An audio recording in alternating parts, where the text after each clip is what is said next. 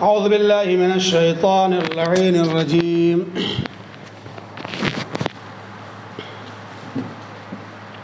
اعوذ باللہ من الشیطان الرجیم بسم اللہ الرحمن الرحیم صلی اللہ علی محمد وعلی الطاہرین ولعنۃ اللہ علی اعدائهم اجمعین اما بعد قال اللہ تبارک و تعالی فی القرآن المجید بسم اللہ الرحمن الرحیم اتل ما اوحی الیک من الکتاب واقم الصلاۃ ان الصلاۃ تنہی عن الفحشاء والمنکر ولذکر اللہ اکبر واللہ یعلم ما تصنعون۔ ناظرین کرام السلام علیکم ورحمۃ اللہ وبرکاتہ۔ قرآنی طرز زندگی کے عنوان سے گفتگو جاری و ساری تھی اور آج ہم اسی سلسلے کو مزید آگے بڑھائیں گے۔ گفتگو یہاں تک پہنچی تھی کہ قرآنی طرز زندگی گزارنے والے افراد کو کون سی زندگی وہ گزاریں گے تو ان کو کہا جائے گا، اور کون سی زندگیاں قرآن کریم کے خلاف والی زندگی ہے اس کے بارے میں گفتگو جاری و ساری تھی۔ میں نے عرض کیا تھا کہ اگر معاملہ بھی کرنا ہے تو انسان اللہ سے معاملے کو کرے اور اس کے ذریعے اپنی زندگی کو بہتر سے بہتر بنائے۔ تو پہلی قسم میں نے بتایا تھا کہ کچھ لوگ ایسے ہیں جو دوسروں کی ہیلپ کرتے ہیں اور اس ہیلپ کے ذریعے وہ فرشتوں کی صفوں تک پہنچ جاتے ہیں۔ ان کا شمار اللہ تعالیٰ بے منزل فرشتگان یعنی فرشتوں کی منزل میں اور ان کے مقام میں جا کے کرتا ہے۔ بات یہاں تک پہنچی تھی کہ اگر معاملہ کرنا ہے، بزنس کرنا ہے، تجارت کرنا ہے قرآنی طرز زندگی کے حوالے سے، تو ہمیں چاہیے کہ ہم جو قرض لینے کے لیے آئے اس کو قرض دے دیں، ہم زیارتوں کے اوپر جائیں۔ مشکل یہ ہے جہاں اسلام نے قرآن نے کہا ہے کہ تم قرض لو وہاں ہم نہیں لیتے ہیں، وہاں ہمیں معرفت نہیں ہوتی ہے، اور جہاں خاموش اسلام کچھ نہیں کہا ہے، کوئی روایت نہیں ہے، وہاں ہم اپنے قوت بازو پر بھروسہ کر کے لے لیتے ہیں۔ میں نے عرض کیا تھا سب سے بڑی آیت قرآن کریم میں جس ٹاپک کے اوپر ہے وہ قرض ہی کا موضوع ہے۔ اب آپ دیکھیں بیٹی کی شادی کا مسئلہ ہوگا، قرض لے لیں گے، قوت بازو پہ اپنے بڑا بھروسہ ہے۔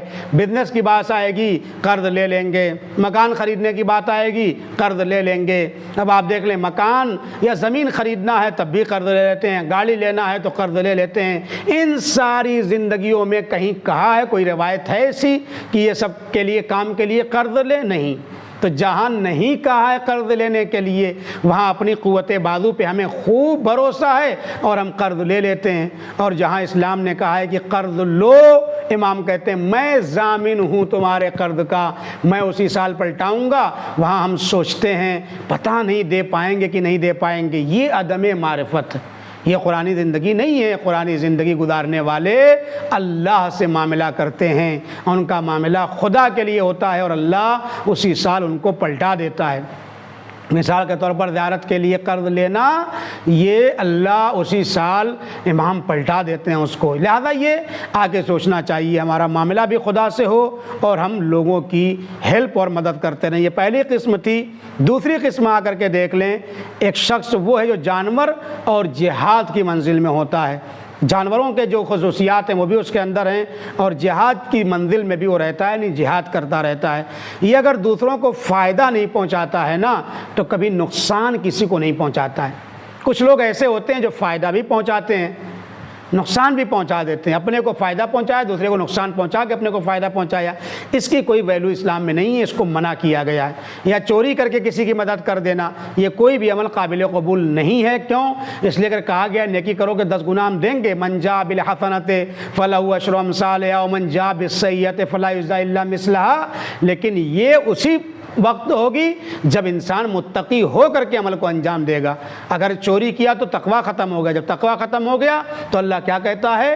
انما يتقبل اللہ من المتقین، اللہ صرف اور صرف فقط اور کیول اور ونلی ان لوگوں کے اعمال کو قبول کرتا ہے کہ جو متقی ہیں۔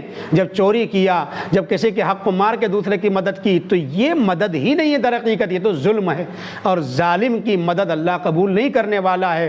عمل مدد کیا، کوئی بھی عمل اس کا قبول نہیں ہوگا، حتیٰ کہ اس کو ہدایت بھی نہیں ملے گی، اللہ اس کی ہدایت بھی نہیں کرے گا۔ کیوں؟ اس لیے کہ قرآن نے وعدہ کیا ہے کہ ہم ایسے لوگوں کی ہدایت ہرگز نہیں کریں گے۔ ان اللہ لیس اللہ ذرہ برابر بندوں پہ ظلم نہیں کرتا ہے، نہ ظلم ہوتے دیکھنا چاہتا ہے، نہ ظلم کو پسند کرتا ہے۔ اس کے بعد فرمایا ان اللہ لا یہدی قوم الظالمین، اللہ ظالمین کو کبھی ہدایت نہیں دیتا ہے۔ تو اس کا مطلب کیا ہے؟ یعنی اگر ہم نے ظلم کیا اور نیکی کی تو ایسی نیکی کا کوئی فائدہ نہیں ہے، بلکہ گناہ ہمارا بڑھ جائے گا۔ کچھ کرنا ہے، مدد کرنا ہے، مال دنیا میں سے کچھ نہیں ہے تو اس کے طریقے امام نے بتائے ہیں۔ مثلا تجارت کے لیے جو بات عرض کی تھی وہ آپ کی خدمت میں مزید عرض کر دوں۔ شخص آتا ہے امام کے پاس، کہتا ہے مولا میرے پاس مال دنیا میں سے کچھ نہیں ہے، میرے لیے دعا کر دیجئے، کچھ نسخے تعلیم کر دیجئے تاکہ میں بھی کچھ کما لوں، کچھ پیسے میرے ہاتھ آ جائیں، میری زندگی کی گاڑی آگے بڑھ جائے۔ تو امام نے کہا کہ جاؤ چند مومنین کی دعوت کر دو۔ دیکھیے یہ اللہ سے تجارت اور بزنس کرنا ہے، مومنین کی دعوت کر دو، اور جب دسترخوان پہ وہ مومنین جمع ہو جائیں تو ان کو کہو دعا کریں تمہارے حق میں، اور جب وہ دعا کریں گے تو تمہاری زندگی میں برکت آ جائے گی اور تمہارے پاس پیسے آ جائیں گے۔ اس نے ہے نہیں کچھ، میں دعوت کہاں سے کروں؟ دعوت کرنے کے لیے بھی تو پیسے چاہیے نا، پہلے کچھ ہوں تو دعوت کروں۔ کچھ بھی نہیں ہے۔ امام نے کہا کچھ نہیں ہے؟ کہا نہیں، کہا پھر بھی دعوت کرو۔ کہا طریقہ کیا ہے مولا، میں دعوت کیسے کروں؟ کہا گھر کا کوئی بھی سامان ہونا، کوئی ایک آئٹم تم ابھی بیچ دو، اور اس کو بیچنے کے بعد جو پیسے ہاتھ آئیں اس کو اکٹھا کرو اور پیسے کے ذریعے دعوت کرو لوگوں کی، یعنی جاؤ سامان خریدو اور دعوت کر دو۔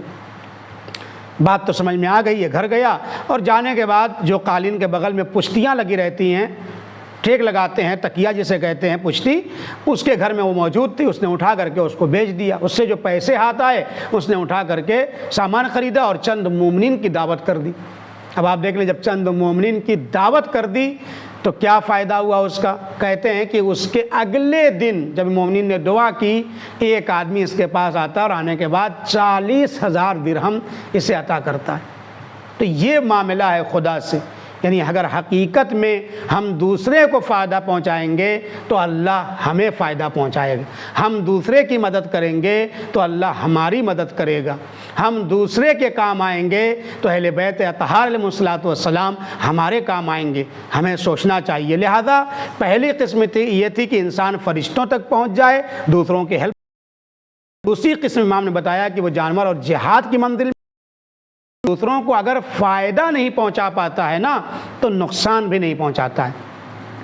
دوسروں کا نقصان پہنچانا یہ بہت بڑا جرم ہے۔ لہذا کم سے کم دوسری قسم سے آدمی ہو جائے، ٹھیک ہے میں فائدہ نہیں پہنچا پا رہا ہوں لوگوں کو، تو کم سے کم دوسروں کے لیے نقصان دہ تو ثابت نہ ہوں، اس کو نقصان نہ پہنچاؤں۔ یہ دو قسم ہو گئی ہے۔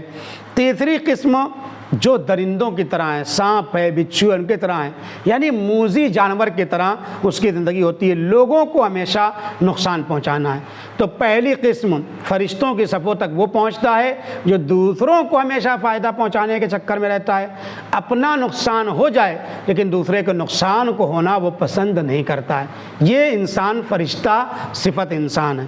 دوسرا جو نقصان فائدہ اگر نہیں پہنچا پاتا ہے تو نقصان بھی نہیں پہنچاتا ہے۔ تیسرے مرحلے میں یہ جو انسان ہے، اس کی مذمت قرآن نے کی ہے، اس کا کام صرف اور صرف نقصان پہنچانا ہے، دوسروں کے خلاف الفاظ کے ذریعے توہین کرنا ہے، ایکٹیویٹیز کے ذریعے ان کے سامنے روڑے اٹکانا ہے، ان کی مشکلات کو اس کے سامنے لا کر کے کھڑی کرنا ہے۔ تو یہ افراد کی مذمت قرآن نے بہت زیادہ کی ہے، اور ایسے انسان کے لیے کہا ہے کہ تمہارا شمار در حقیقت بھیڑیوں میں ہو گیا ہے۔ اب تمہارے اوپر جو اشرفیت کا تاج اللہ نے رکھا تھا وہ اشرفیت کے تاج کے لائق اب تم نہیں ہو۔ تمہیں چاہیے کہ تم یا تو فرشتہ صفت بن جاؤ یا کم سے کم جہاد کی منزل میں آ جاؤ، یعنی فائدہ اگر نہیں پہنچا سکتے ہو تو کم سے کم نقصان مت پہنچاؤ۔